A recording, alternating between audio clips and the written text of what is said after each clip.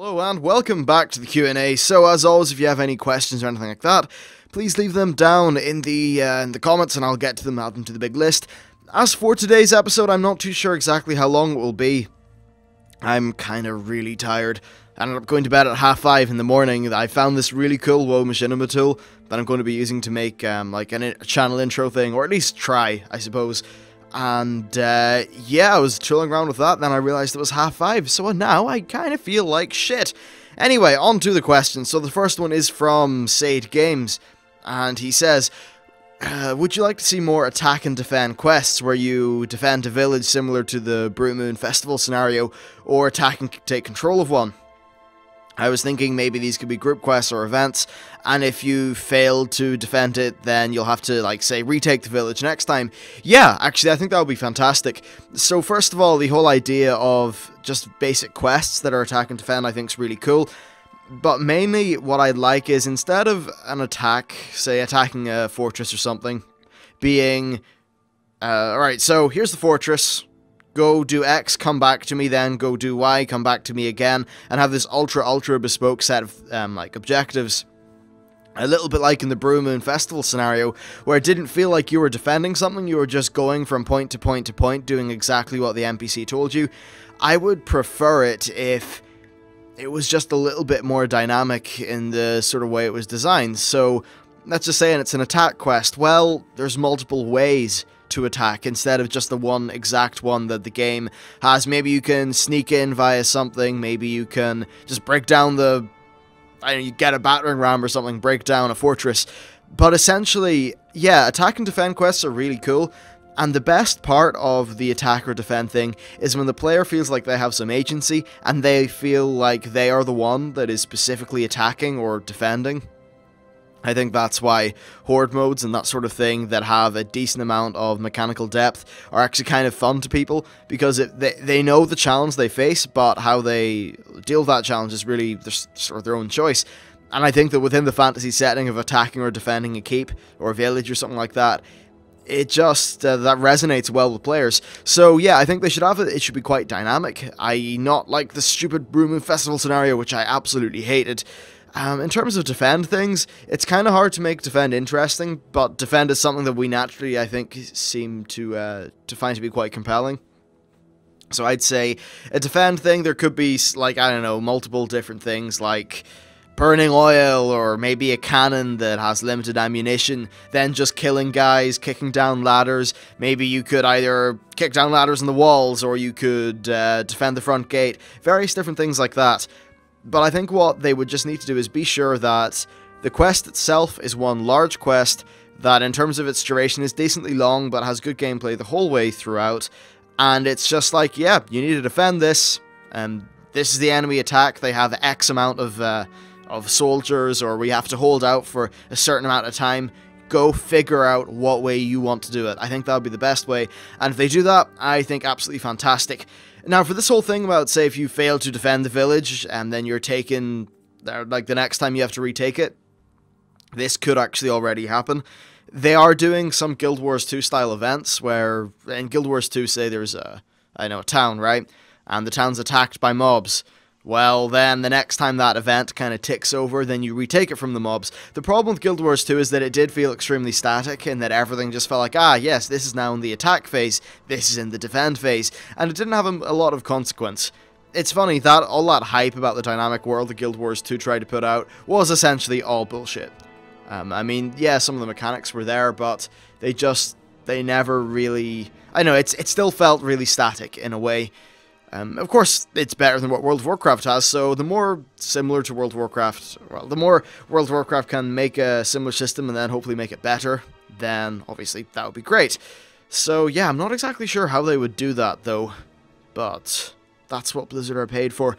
Anyway, so next question is from MSG Felax, who says, how long do you think Blizzard will keep WoW alive? The game is 9 years old, and with that comes an old engine. We can also see many other MMOs competing. How do you think they will address all this? What do you think they will do in the future to keep the game alive? And what will they do to keep subscribers? Well, I actually do have a series on this. The first video is 45 minutes long. If you scroll down just the channel's uploads, you'll find it there.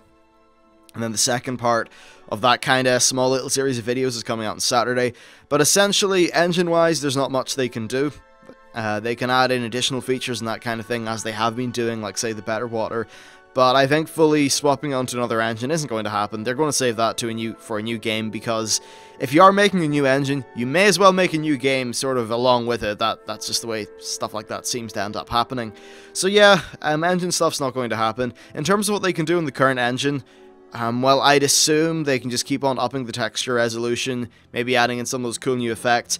The only thing is, I'm not exactly sure how the Warcraft 3 engine, which is what World of Warcraft is based on, okay, it's very heavily modified, but I'm not too sure what it would be like in terms of, say, handling ultra-high resolution textures. Not ultra, but maybe the more high-resolution textures you get, you really get sort of diminishing returns with system performance, so that could be an issue there. Yeah, that's definitely a worry, actually. So maybe that will happen. I'm not specifically, not really too sure. In terms of other things, like in Warlords of Draenor, we're going to have the flexible sort of system for raiding, which should keep a lot more people interested. That will definitely help. The whole dynamic system, the reduction in daily quests, that'll also be a good thing. Other stuff, garrisons, just new features like that. I think garrisons is actually something that's going to keep people coming back again and again.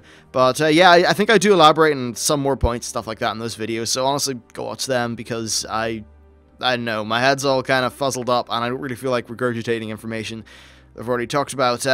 Also, I think there'll be some, just in terms of business model stuff, there is only really a certain amount of people who are willing to pay the subscription fee, and they're probably going to stay with World of Warcraft rather than moving on to Elder Scrolls Online or anything like that, because they're established in WoW.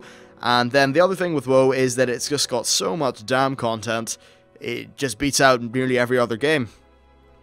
I think it'll be interesting, though, to see what happens with Elder Scrolls Online and WildStar. Hopefully those games come out, and they're fantastic, and it really forces Blizzard to get their ass into gear, which would be great. So, yeah, there's that. Anyway, the next question is from Stephen Luke.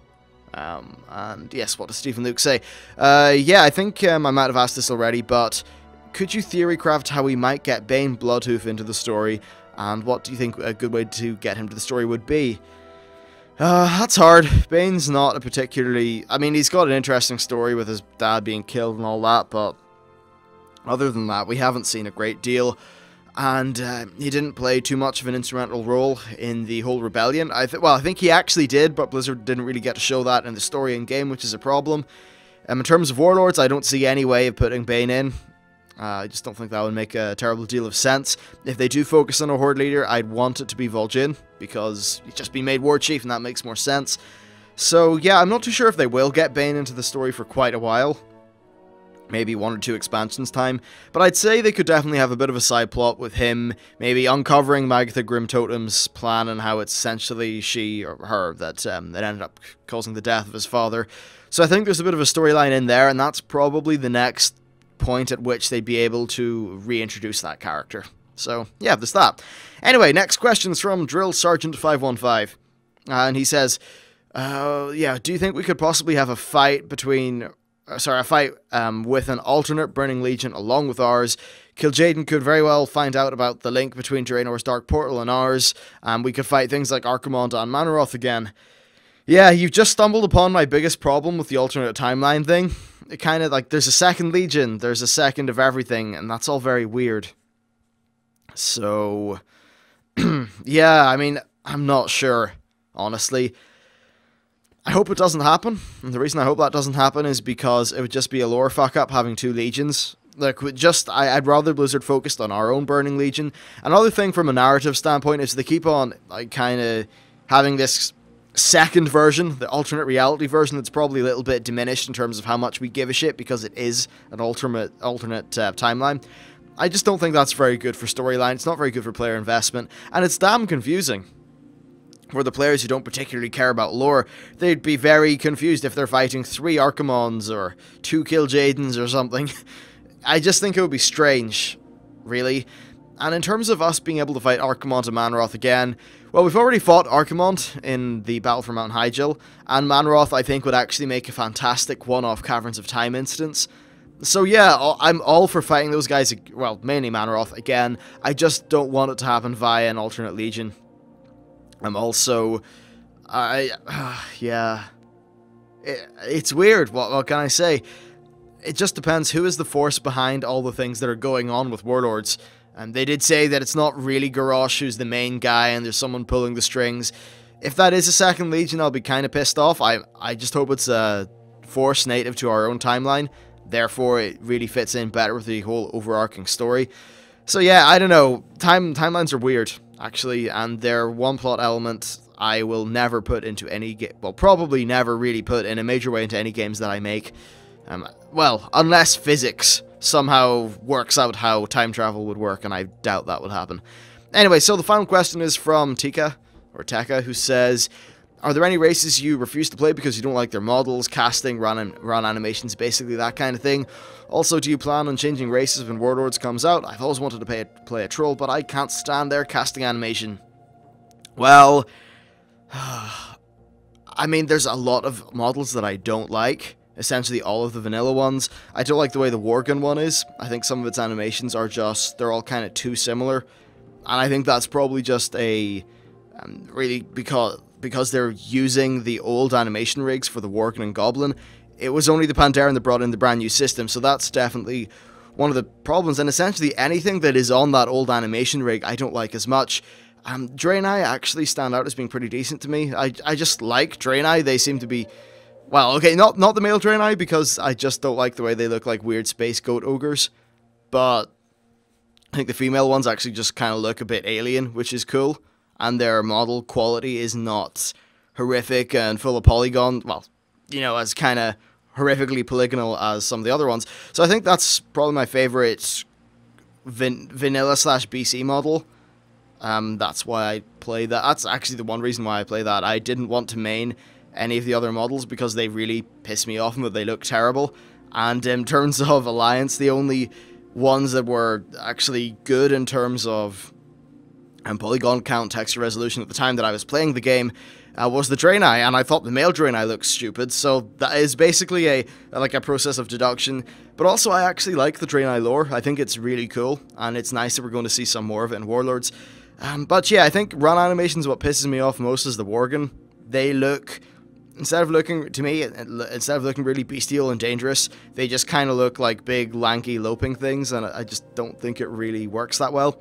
Also, they have this overhead swing animation, and my warrior used to be a Worgen, and I can't stand it. Because you would do, like, say, 3 overpowers at once, and it would just replay the same animation again, and again, and again, and it just looked dumb. Yeah, in terms of Horde, I don't actually have enough experience to really judge, but in general, I think animations, most of them are kind of pretty shit, apart from Pandaren stuff, and I just think the Draenei things are serviceable enough. Yeah, I mean, I don't really play WoW because I like to look at the animations, I just like the mechanical way the game kind of plays out. Still, it will be great in Warlords when they're actually going to be updating all of these different animations, and adding new animations, making sure the old ones are a bit more polished and they make sense. And they actually said some things about adding class-specific ones. I think that'd be really nice to add a little bit more flair. So that's good. I don't plan on changing races when Warlords comes out because my hunter is a Draenei, that is what my hunter is. And it is not going to change. Plus, there'll be a new Draenei model, which I think is kind of cool. And as for the troll thing, yeah, I know what you mean about the troll, and I remember looking, like, just seeing troll feet, and they're these weird squares, so it's nice they'll be fixed. Anyway, that's it for the Q&A. Sorry it's a little bit derpy. I'm tired, so tough shit. Anyway, thank you very much for watching. If you have any questions, please leave them down in the thing. Drop a like if you enjoyed the video, and I'll see you next time.